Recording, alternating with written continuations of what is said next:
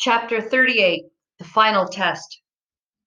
On January 2nd, year of the Capybara, the day before Winter Conclave, Scythe took Citra on the long drive to the Mid-America Capitol building. Your final test will be tonight, but you won't know the results until tomorrow's conclave, she told Citra. But Citra already knew that. It's the same test year to year for every apprentice, and each apprentice must take the test alone. That was something Citra didn't know. It only made sense that the final test would be some sort of standard that all candidates had to pass, but somehow the thought of having to face that test alone and not in the company of others was troubling, because now it wouldn't be a competition with Rowan and the others. She'd be competing against no one but herself. You should tell me what the test is. I can't, said Scythe Curie. You mean you won't? Scythe Curie thought about that. You're right, I won't. If I may speak frankly, Your Honor. When have you ever not spoken frankly, Citra? Citra cleared her throat and tried to be her most persuasive self. You play too fair, and it puts me at a disadvantage. You wouldn't want me to suffer just because you're too honorable, would you? In our line of work, we must hold on to every bit of honor we have. I'm sure other sides tell their apprentices what the final test is. Perhaps, said Scythe Curie, but then again, perhaps not. There are some traditions not even the most unscrupulous among us would dare break. Citra crossed her arms and said nothing more. She knew she was pouting, and she knew it was childish, but she didn't care. You trust Scythe Faraday, do you not? Asked Scythe Curie. I do. Have you come to trust me at least as much? I have. Then trust me now and let the question go. I have faith in your ability to shine in the final test without knowing what the test is. Yes, Your Honor. They arrived at 8 that evening and were told that, by the luck of the draw, Citra was to be tested last. Rowan and the two other candidates for Scythedom were to go first. She and Scythe Curie were put in a room to wait, and wait, and wait some more. Was that a gunshot? Citra said, perhaps an hour in. Citra didn't know whether or not it had been her imagination. Shh, was Scythe Curie's only response. Finally, a guard came to get her. Scythe Curie did not wish her good luck, just gave her a serious nod. I'll be waiting for you when you're done, she said. Citra was brought to a long room that seemed unpleasantly cold. There were 5 sides seated in comfortable chairs at one end. She recognized 2 of them, Scythe Mandela and Scythe Mere. The other 3 she did not. The bejeweling committee, she realized. Before her was a table covered with a clean white tablecloth, and on that tablecloth, evenly spaced, were weapons: a pistol, a shotgun, a scimitar, a bowie knife, and a vial with a poison pill. What are these for? Citra asked. Then she realized it was a stupid question. She knew what they were for, so she rephrased it. What is it exactly that you want me to do? Look to the other end of the room, Scythe Mandela told her, pointing. A spotlight came up on another chair at the far end of the long room that had been hidden in the shadows, one not as comfortable as theirs. Someone sat in it, hands and legs bound, with a canvas hood covering his or her head. We want to see how you might glean, Scythemere said. For this purpose, we've prepared a unique subject for you to demonstrate. What do you mean, unique? See for yourself, said Scythe Mandela. Citra approached the figure. She could hear faint snuffling from beneath the hood. She pulled it off. Nothing could have prepared her for what she saw. Now she understood why Scythe Curie did not tell her. Because bound to that chair, gagged, terrified, and tearful, was her brother Ben.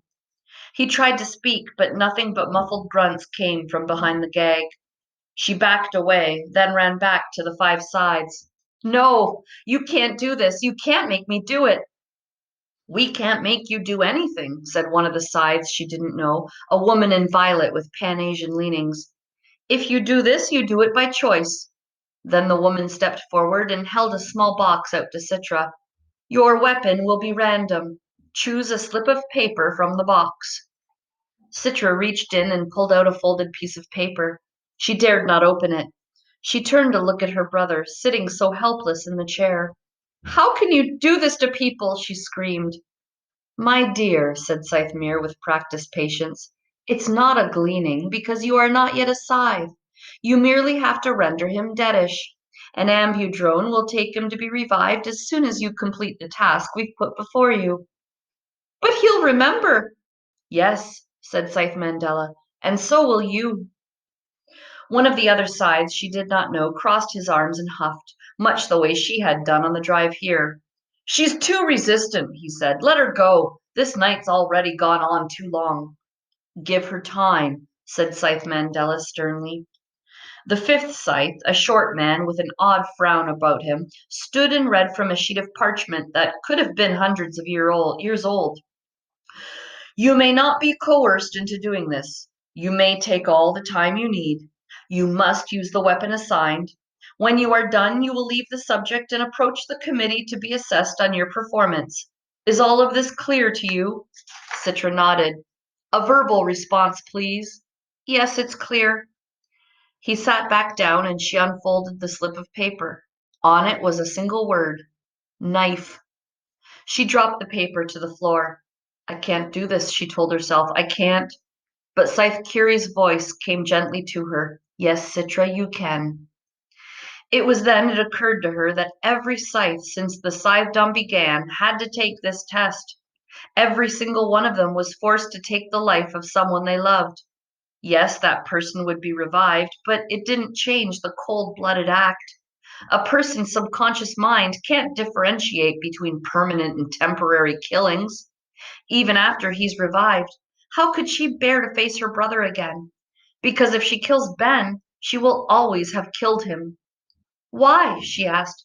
Why must I do this? The irritable Scythe gestured to the door. There's the exit. If it's too much for you, then leave.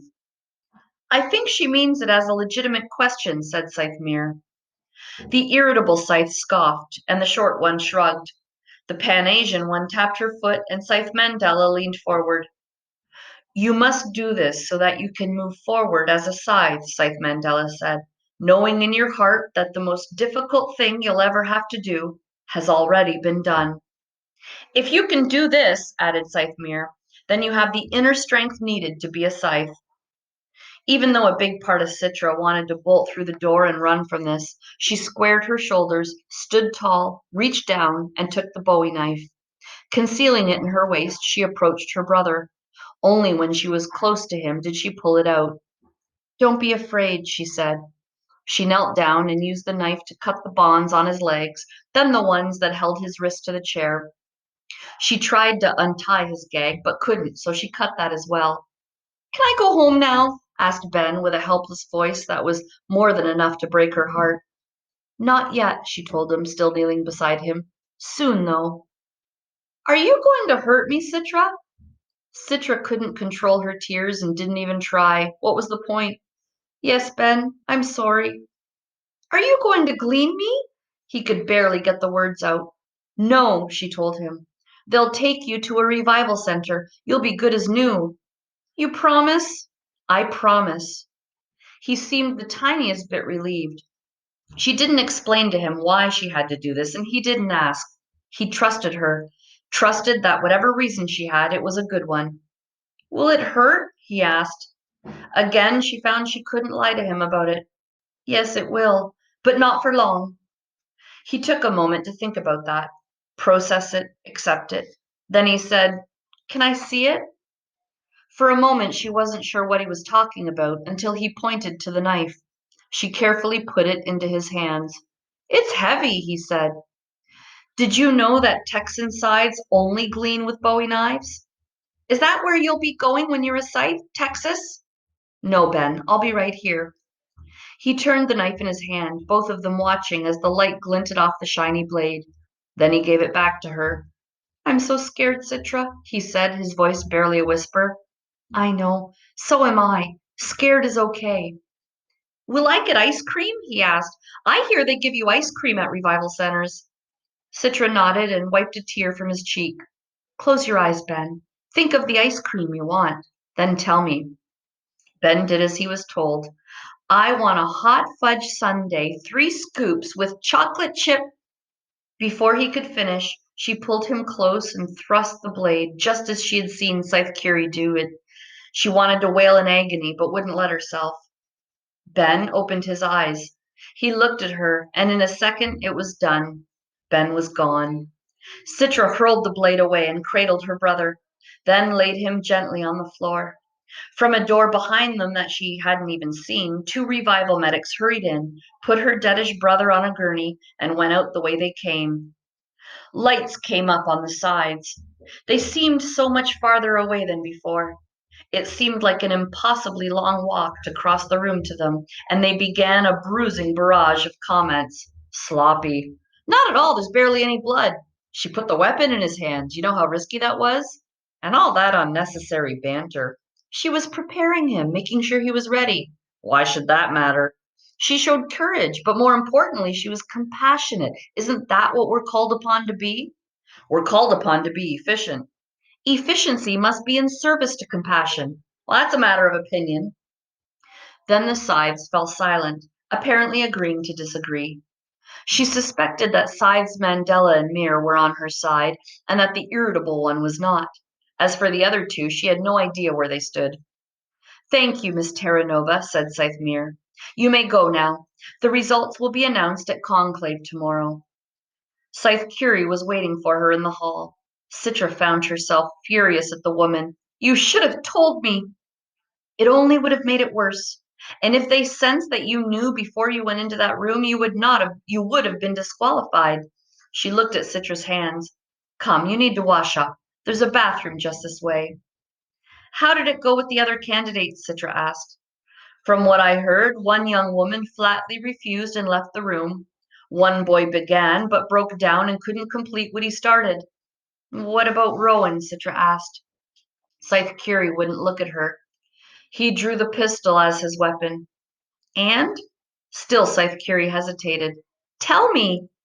He pulled the trigger even before they finished reading him the instructions. Citra grimaced at the thought. Scythe Curie was right. He didn't sound like the same Rowan she used to know. What had he been through to turn him so cold? She didn't dare imagine. I am the blade that is swung by your hand, slicing a rainbow's arc. I am the clapper, but you are the bell, tolling the gathering dark.